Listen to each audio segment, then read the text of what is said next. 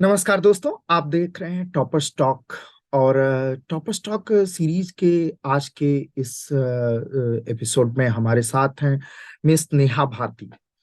इन्होंने all India rank 15 secure किया है इलेक्ट्रॉनिक्स एंड टेलीकम्युनिकेशन में इंजीनियरिंग सर्विसेज 22 के एग्जाम में। Congratulations Neha for this great achievement. Thank you, sir. Before I start discussing with you regarding your preparation journey and planning, let me introduce you with the viewers. Neha का struggle काफी लंबा रहा है। इन्होंने 2018 में CV Raman global university Bhubaneswar से B Tech किया और उसके बाद ये प्रिपरेशन करना स्टार्ट कर दी।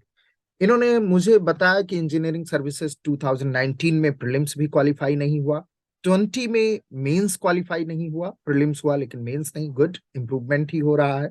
और 21 में मेंस क्वालिफाई हुआ बट इंटरव्यू नहीं क्वालिफाई हो पाया। उससे भी Okay. ज्यादा थोड़ा सा जो मेरे लिए सरप्राइजिंग फैक्ट रहा जब मैंने इनके गेट के स्कोर कार्ड्स देखे, 2018 में ऑल इंडिया रैंक 7000, और मुझे लगता है रफली 10,000 के आसपास ही लोग क्वालिफाई होते होंगे इसी में, उसमें 7000 रैंक।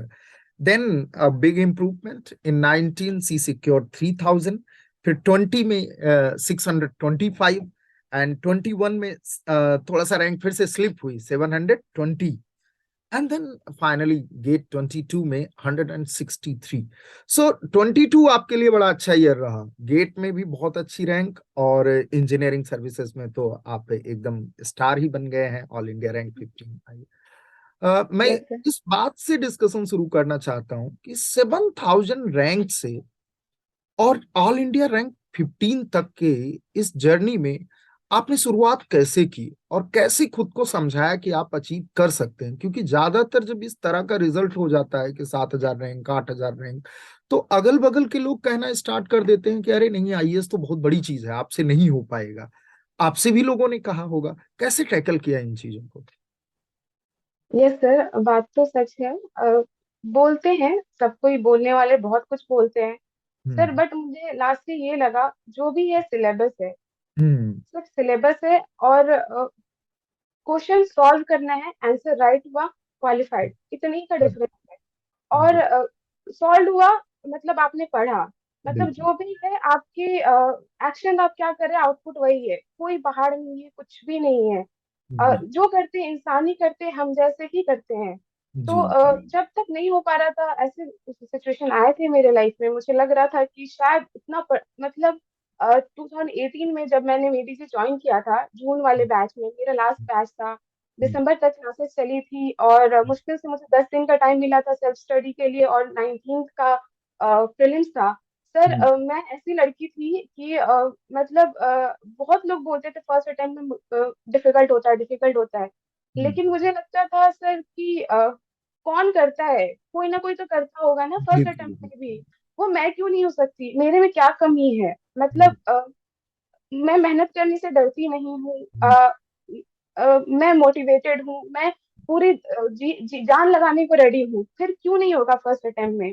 सर हम्म। 19th में एक्चुअली क्या हुआ था, मैंने क्वेश्चन सॉल्व करे थे बट बबलिंग नहीं कर पाई थी। हम्म। पूरे क्वेश्चन क्वेश्चन पेपर में टिक थे, बट 113 क्वेश्चन तक मैं सिर्फ बबल कर पाई थी ओएमआर शीट में। और 185 मार्क्स बन रहे थे मेरे टोटल।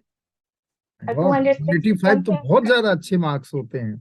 यस सर, तो मुझे लग रहा था कि शायद मैं बबलिंग कर लेती। टोटल 150 क्वेश्चन में से 113, मतलब 113 क्वेश्चन, मतलब सिर्फ बबलिंग कर पाई। बाकी में से कुछ क्वेश्चन सॉल्व हुए भी थे, नहीं भी हुए थे, बट बबलिंग नहीं कर पाई। उस बात का बहुत अफसोस था। फिर वो सिचुएशन मुझे याद है, 19 का भी मैं पेपर दे के रो रही थी एग्जाम के बाहर। हम्म। और मतलब सर मुझे याद है, मैं मेट्रो में चढ़ी थी, मैं मेट्रो में उल्टी डायरेक्शन में पता नहीं कहाँ चली गई थी। फिर मुझे रियलाइज हुआ कि मैं कहीं और हूँ, मतलब इतना मैं मतलब 18 में 4 घंटे सो के क्लास जाके फिर से रूम आके पढ़ना, तो मुझे लगता था कि शायद मैं कर लूंगी, मैं वो लड़की रहूंगी जिसने पहले अटेम्प्ट में किया, बट नहीं हो पाया। फिर 2020 में प्रीलिम्स क्वालिफाई हुआ, और मेरे मार्क्स बन रहे थे 171 मार्क्स बन रहे थे। हम्म। सर 271 मार्क्स बन रहे थे।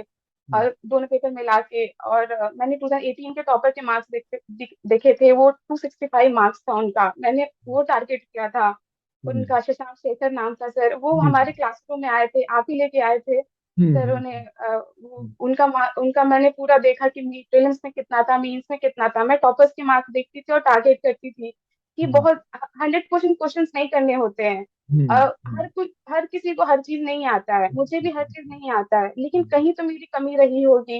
ये हम्म, सोच के फिर मैंने प्रीलिम्स तो बहुत अच्छा हो गया, फिर मेरे सामने आया मेंस। और लॉकडाउन लग गया, ऑफलाइन क्लासेस बंद हो गए थे सर। तो एक था कि मैं ऐसी लड़की थी, मैं किसी से बात तक नहीं करती थी। तो थोड़ा सा गाइडेंस की कमी रह गई थी, क्योंकि मेरे कोई दोस्त नहीं थे जिससे मैं बात भी कर सकूं कि तुम कैसे पढ़ाई कर रहे हो, तुम्हारी कैसे प्रिपरेशन है, तुम क्या तैयारी कर रहे हो। मेंस में मैं क्वेश्चन देखती थी, वो बहुत डेरिवेटिव रहते थे, तो मैं पूरा बुक पढ़ने लग जाती थी एक क्वेश्चन के चक्कर में सर। तो मतलब मुझे बहुत अफसोस होता था कि सर मैं एक क्वेश्चन कर रही हूँ और मतलब 18 घंटे निकल जा रहे हैं। तो लगता था कि ऐसे में ये 2 महीने में मीन्स कैसे होगा। तो सर वही है, धीरे धीरे खुद को सिखाया, फिर एक एक लेवल क्रॉस करती गई। हारने के बाद मीन्स जीती, प्रीलिम्स हारने के बाद जैसे प्रीलिम्स जीता था, मीन्स हारने के बाद मीन्स जीती, इंटरव्यू हारने के बाद इंटरव्यू जीती सर, यही रहा मेरा स्ट्रगल। गुड। यही स्पिरिट एक्चुअली रिक्वायर्ड भी यस होती है, sir. This makes you achiever.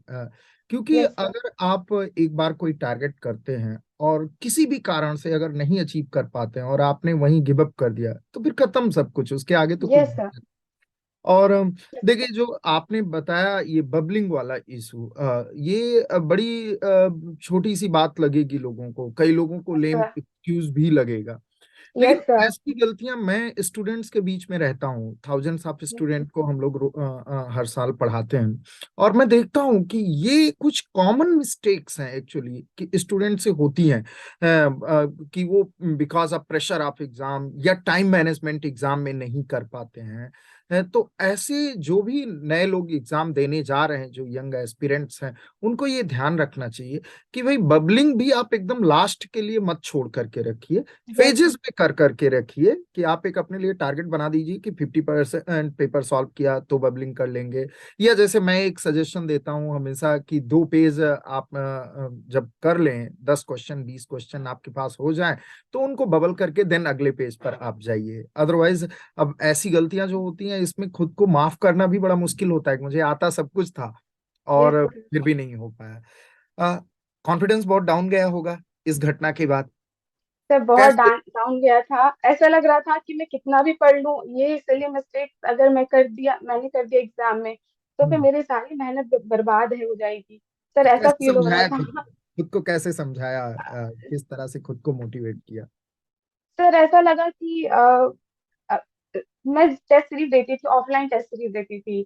और हम्म, जैसे आपने बताया फेजिस में बबलिंग करना स्टार्ट किया, क्योंकि मेरी चूक हुई थी बबलिंग में, मेरी तैयारी में कमी नहीं थी। हम्म, बबलिंग में चूक हुई थी, तो बबलिंग वाला चीज को मैंने इतना सुधारा कि जब तक वो फाइनल पेपर नहीं हुआ तब तक मेरा डर गया नहीं था सर। मुझे याद है मैं एग्जाम से पहले भी इतना घबराई हुई थी, जबकि टेस्ट सीरीज में मेरे इतने अच्छे मार्क्स आ रहे थे। हम्म, नेडीजी का टेस्ट सीरीज मैंने टारगेट किया है हमेशा से। हम्म, तो सर मेरे पेपर 1 में 113 तक मार्क्स रहते थे, पेपर 2 में 200 प्लस क्रॉस हो जा रहे थे 19 में ही।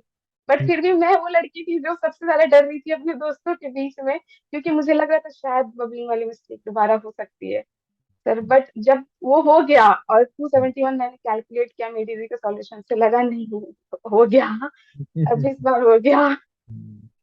सो मींस की तैयारी में सोर्सेस क्या रखे? खुद को लिमिटेड रखा या बहुत सारी किताब? आपने शुरू में बताया कि मतलब शुरू में लॉकडाउन लगने की वजह से बहुत सारा पढ़ने लगी, तो यस सर। बाद में जब सेकंड अटेम्प्ट मेंस के लिए गई तो सोर्सेज को लिमिटेड किया या उसी तरह का पढ़ाई रखा कि बहुत ज्यादा किताबें हैं ऑल दैट? तो सर लिमिटेड किया, सबसे पहले मैंने प्रीवियस ईयर टारगेट किया, क्योंकि मैंने 2020 की प्रिपरेशन में देखा कि जो क्वेश्चंस थे वो प्रीवियस ईयर में जैसे आए हुए थे, वही वही पैटर्न फॉलो हो रहा था। नए हम्म, क्वेश्चंस आते थे, लेकिन नए क्वेश्चंस को हर क्वेश्चन करना नहीं होता है। हम्म, तो सर मेरा ऐसा था कि जो बेसिक है, जो सबको आता है, एटलीस्ट वो आपको आना चाहिए, बिल्कुल उसके बिल्कुल। बाद नई चीजों पे टारगेट करना चाहिए। बिल्कुल एक नया क्वेश्चन के चक्कर में आप चार पुराने क्वेश्चन छोड़ दोगे, वो ये नहीं है, वहां पे कोई नहीं देखता कि आपने कौन सा क्वेश्चन किया है। बिल्कुल। तो ये यही था मैंने। हाँ। जी, यही की पॉइंट समझने की जरूरत है कि यस सर। 70-80% पेपर रिपीटेड होता है, यस सर। प्रीवियस ईयर से मिलता जुलता रहता है। तो यस। अगर उस पे फोकस किया जाए, बाकी नए के लिए बाद में सोचा जा सकता है। बहुत अच्छा। देन सर मैंने पूरा प्रीवियस ईयर को स्टार्टिंग से लास्ट तक लगाया। और सर मेरा एक पैटर्न था, मैं जब कोई भी क्वेश्चंस लगाती तो मैं उसमें मार्किंग करती थी। जो क्वेश्चंस थोड़ा याद रखने वाला रहता था उसमें मैं आर सिंबल डाल देती थी। और जो इजी रहते थे वो नॉर्मल रहता था, उसमें कोई सिंबल नहीं डालती थी। एक डी साइन देती थी मैं डिफिकल्ट, और जो ज्यादा डिफिकल्ट है उसके लिए डबल डी साइन देती थी। और जब अच्छा। मैं रिवीजन करती थी तो मेरा पैटर्न रहता था कि आज डी वाले क्वेश्चंस को लगाने हैं, तो डी वाले क्वेश्चंस को मैं लगाती थी, और जो डबल डी वाले क्वेश्चंस थे उसको उसको फिर लगाती थी। और एग्जाम तक मैंने प्रीवियस ईयर और टेस्ट सीरीज तो एकदम मस्ट है, देना ही है, हर किसी को देना, बिना टेस्ट सीरीज के नहीं हो पाएगा। वहां पे लगता है कि हमें सब कुछ आता है, लेकिन लिमिटेड टाइम में लिमिटेड क्वेश्चन परफेक्टली करना, बिना सोचे करना, वो उसमें बहुत प्रैक्टिस लगती है। सर तो टेस्ट सीरीज में भी मैं सेम टेस्ट सीरीज को मैं पूरा अपना प्रिपरेशन का मेथड मानती थी, और टेस्ट सीरीज को थोरली रिवाइज करती थी। एक फेयर कॉपी बना रखा था मैंने। फेयर कॉपी में टेस्ट सीरीज के सॉल्यूशंस को एकदम अच्छे से लिखती थी, अपने वे में लिखती थी। और टेस्ट सीरीज के पेपर में ही मैं फिर वही आर डी डबल डी वाला मैं सिंबल लगाती थी सर। ऐसा रहता था। और रिवीजन में मैं पूरा रिवाइज नहीं करना होता है, जो डिफिकल्ट है, जो आपसे नहीं बना, बस वही पढ़ना होता है। गुड। और ये पढ़ाई सबसे बोरिंग होती है, बट सबसे आप पढ़ रहे हो और आपसे क्वेश्चन नहीं लग रहा है, सबसे इफेक्टिव पढ़ाई तभी हो रही है। आपसे क्वेश्चन लग रहा है, पूरे दिन आप बैठे हो, कुछ पढ़ाई नहीं हुई, आपको जो आता था आपने बस लिख दिया है। सर मेरा ये था। हाँ, ये बहुत बहुत इंपॉर्टेंट पॉइंट है। लोगों को फिर से ध्यान देना चाहिए कि इनका कहना है कि अगर आप पूरा नोट्स रिवाइज कर रहे हैं तो आप बार बार वही चीज पढ़ रहे हैं जो आपको आती है। तो यस इससे सर। अच्छा है कि फिगर आउट करिए कि आप क्या नहीं आता आपको। जैसा इन्होंने कहा कि इन्होंने डबल डी लगा रखा था या डी लगा रखा था, यानी डिफिकल्ट पोर्शन है और उसके पर ऐसे ही हर स्टूडेंट को अपने लिए वो जो ग्रे एरियाज हैं, जो कमजोर एरियाज हैं, उनको फिगर आउट कर लेना चाहिए, क्योंकि जब तक उनकी प्रिपरेशन नहीं करोगे तब तक सिलेक्शन होना थोड़ा सा मुश्किल है। नेहा, इंटरव्यू आता है लास्ट स्टेज, और आपने कहा कि मैंने प्रीलिम्स फेल होके प्रीलिम्स से सीखा, फिर मेंस फेल होके मेंस सीखा, और इंटरव्यू से फिर इंटरव्यू सीखा। क्या अनुभव रहा दोनों बार इंटरव्यू का, पहली बार भी और दूसरी बार भी? सर पहली बार तो ऐसा था कि मुझे बिल्कुल आइडिया नहीं था इंटरव्यू में अब कैसे पढ़ना है। हम्म। तो अ, मुझे किसी ने सजेशन दिया था कि किसी से नॉन टेक्निकल क्वेश्चन ज्यादा पूछ लिए गए थे, उन्होंने बोला था आप नॉन टेक्निकल क्वेश्चन ज्यादा करो, करंट अफेयर्स और ये जीके वाले बैकग्राउंड, क्योंकि टेक्निकल आपको आता है, ऐसा मुझे किसी ने सजेशन दिया था। तो मैंने नॉन टेक्निकल पे बहुत ज्यादा टाइम दे दिया था सर। तो पिछले बार थोड़ा टेक्निकल मेरा वीक रह गया था। फिर हम्म। जब मैंने इंटरव्यू दिया मुझे रियलाइज हुआ वहां पे आपसे कोई टेक्निकल नॉलेज एग्जैक्टली आपसे कोई टेक्निकल चीज पूछता नहीं, क्योंकि उन्हें भी पता होता है कि आपने प्रीलिम्स क्वालिफाई किया, मेंस क्वालिफाई है, तो आपको टेक्निकल आता है। हम्म। लेकिन आप वो ये चीज देखते हैं कि आपको जो टेक्निकल आता है उससे आप प्रैक्टिकल वर्ल्ड को किस तरह से समझ पाए हो। हम्म। मतलब इस तरह से रहता है। मैंने ये दूसरों को भी समझाया है कि ये इसका नाम ही है पर्सनालिटी टेस्ट। तो हम्म। आप अपने पर्सनालिटी पे काम करो। और हम्म। हाँ, बोला जाता है कि टेक्निकल क्वेश्चंस का आंसर आप ना भी दोगे तब भी आपके मार्क्स अच्छे आ सकते हैं अगर आपकी पर्सनालिटी अच्छी है। हाँ, ये बात भी सच है सर। लेकिन मैं ये बात भी मानती हूँ कि अगर आप वहाँ पे क्वेश्चंस का आंसर नहीं कर पा रहे हो टेक्निकल क्वेश्चंस, तो आपकी पर्सनालिटी वहाँ पे डाउन जाती है, क्योंकि वो इमेज बन जाता है कि आप इतना बेसिक क्वेश्चंस को क्यों नहीं समझा पा रहे हैं, आपका फेस में वो दिख जाएगा या फिर वो शो हो ऑब्वियसली। जाएगा। ये जी, सर तो आपका पर्सनालिटी टेस्ट डोमेन। है। जी, टेक्निकल हम्म। आपका डोमेन है, और उस डोमेन में भी आप अगर बेसिक क्वेश्चन नहीं जवाब दे पा रहे हो तो वो पर्सनालिटी की ही कमी है, बड़ी यस कमी है। सर, और ये एक्चुअल में पर्सनालिटी टेस्ट है, पर्सनालिटी पे आप बहुत काम करो। लेकिन सिर्फ टेक्निकल नॉलेज से टेक्निकल में हर एक डेफिनेशन को रटने की बिल्कुल भी जरूरत नहीं है सर। ये सजेशन मेरा रहेगा। Good good good yes sir. Good. Mock interview भी दिए थे या डायरेक्ट इंटरव्यू के लिए गए? नो सर, मैंने मॉक इंटरव्यू दिया है, मेरी का ही दिया है, और दोनों 2021 में भी दिया है, 2022 में भी दिया है। अच्छा, 20। तो मॉक इंटरव्यूज हेल्पफुल रहे? किस तरह का रिस्पॉन्स? मॉक इंटरव्यू 21 में तो पक्का मैं भी रहा हूँगा बोर्ड में जब दिया यस था। सर, आप थे सर। हाँ, क्योंकि उस इस साल तो थोड़ा सा व्यस्तता में उतना नहीं रहा, लेकिन 21 वाले इंटरव्यूज में काफी रहा। क्या रिस्पॉन्स रहता था, मतलब वहां से कुछ इम्प्रूवमेंट हुआ फाइनल इंटरव्यू के लिए या नहीं? सर बहुत हेल्पफुल था। सर मेरा जो डर है जो इंटरव्यू के लिए जो था, वो यहाँ पे निकल गया था। सर हम्म। मेरे डीजी में 2022 में जो पैनल मेंबर्स थे, वो काफी सपोर्टिव रहे थे। मैंने उनसे पर्सनली भी बात करी थी कि मुझे किस एरिया में मेहनत करने की जरूरत है। Sir good. उन्होंने जो सजेशन दिया था, वो सजेशन एक्चुअल में मुझे काम आया था। एक्चुअल इंटरव्यू में उन्होंने बोला था प्रैक्टिकल एस्पेक्ट्स पे ध्यान दो, बिल्कुल। प्रैक्टिकल नॉलेज पे फोकस करो। सर हम्म। मैंने उनके बात को माना था, और मेरा मतलब इंटरव्यू में प्रैक्टिकल क्वेश्चन ज्यादा थे, ये मैंने रियलाइज किया। अब आंसर कर पाई नहीं कर पाई सर, वो पैनल मेंबर्स का डिसीजन होगा, लेकिन सर उनका सजेशन मेरे लिए नहीं, काफी हेल्पफुल ऑब्वियसली सिलेक्ट हो गए हो तो अच्छा ही गया होगा, है तभी सर। सिलेक्ट हुए ओके हो। सर। हाँ, बिल्कुल। अभी आप कोल इंडिया में काम कर रही हैं। कब से कोल इंडिया, कब मिला था, किस साल आप क्रैक कर पाई इस एग्जाम को? सर 2022 के गेट रैंक से मेरा क्रैक हुआ है कोल इंडिया लिमिटेड। अच्छा। सर मैं 1 दिसंबर को मैंने अभी ज्वाइन किया है। अच्छा, रिसेंटली ही ज्वाइन किया यस है? सर, रिसेंटली तो ज्वाइन किया है। हाँ, अच्छा, तो मतलब 22 जाते जाते आपको दो बड़ी नौकरियां दे करके जा रहा है, आईएएस भी हाँ। बना दिया और गेट के थ्रू भी बना दिया। Yes sir. खैर, ये तो तैयारी की बात रही नेहा, लेकिन अब कुछ जनरल बातें मैं जानना चाहूंगा। कैसा रिस्पांस है परिवार वालों का? किस तरह से आपको अपनी पर्सनालिटी में क्या चेंजेस दिख रहे हैं पिछले 2 दिनों में, जब से रिजल्ट आया है तब से आप खुद को कैसे देख रही हैं? क्या आपका पर्सपेक्टिव है कि जो इतनी मेहनत की वो सही डायरेक्शन में गई, या किस तरह से आपका क्या रिस्पॉन्स है, मैं जानना चाहता सर पहले तो मैं बताना चाहूंगी, मेरे जो मम्मी पापा हैं, तो हूँ। जिस दिन रिजल्ट आया था उन दोनों ने रात में सोए नहीं है दोनों। किसी को नींद ही नहीं आई है सर। इतने कॉल्स आ रहे थे घर पे, बधाइयाँ आ रही थी, बुकेस आ रहे थे, मिठाइयाँ आ रही थी। हम्म। सर मुझे इतने लोगों का कॉल आया है, मुझे खुद भी नहीं पता मैंने कितने ऑफिसर्स से अभी तक बात कर लिया है। मुझे हम्म। बहुतों का नाम तक नहीं मालूम है, बहुत बड़े बड़े ऑफिसर्स, कुछ हम्म। पॉलिटिशियंस, उनके भी कॉल्स आ रहे हैं सर। हम्म। सर ये जो मोमेंट है अभी, ऐसा फील हो रहा है कि मतलब सर मुझे कुछ भी फील ही नहीं हो रहा है, कुछ समझ में नहीं आ रहा है, मैं ब्लैंक हो गई हूँ। सर ऐसा लग रहा है सर क्या हो गया है, ऐसा लग रहा है अचानक से क्या बदल गया है, ऐसा लग रहा है सर। Good, good. यस यही, सर। ये जो नेहा ने बताया है, जो लोग हमें देख रहे हैं और जो लोग इन एग्जाम्स की तैयारी कर रहे हैं, उनको ये चीज ध्यान दे करके सुनना चाहिए कि बेशक इतना लंबा समय लग जाए, आप 18 से 22, लगभग 4 साल का समय लग गया, लेकिन जब ये बड़ा मोमेंट आता है तो लाइफ कितना चेंज हो जाती है, कितना बड़े लेवल पर आप तुरंत पहुंच जाते हैं। और एक सामान्य परिवार से उठे हुए बच्चे के लिए मुझे लगता है यूपीएससी जितने बड़े दरवाजे खोलती है, शायद कोई और संस्था होगी जो इतनी जल्दी इतनी बड़ी सफलता दे देती होगी। यस मुझे नहीं सर। लगता कि कोई और तरीका है। सो बेशक प्रयास करना चाहिए। कुछ आप कहना चाहती हो अगर यंग एस्पिरेंट से, जो लोग अभी तैयारी कर रहे हैं, आपका कोई मैसेज, या किसी को भी कुछ कहना चाहती हो, आप अपने फैमिली मेंबर से कुछ कहना चाहती हो किसी को, so this platform is for you. आप कुछ भी शेयर कर सकते हैं, कुछ भी कह सकते हैं। यस सर, मैं जरूर कहना चाहूंगी। तो पहले तो मैं अपने मम्मी पापा का धन्यवाद देना चाहूंगी। सर दूसरी मेरी बुआ है जो मेरे गार्जियन की जगह पे है, और मेरे मामा जी जिसने हमेशा मेरे पेरेंट्स के जैसा मेरा सपोर्ट किया, मेरे हर प्रॉब्लम में मेरे साथ रहे। मेरी हम्म। छोटी छोटी प्रॉब्लम को भी वो सॉल्व करने की हमेशा कोशिश करते रहे। हम्म।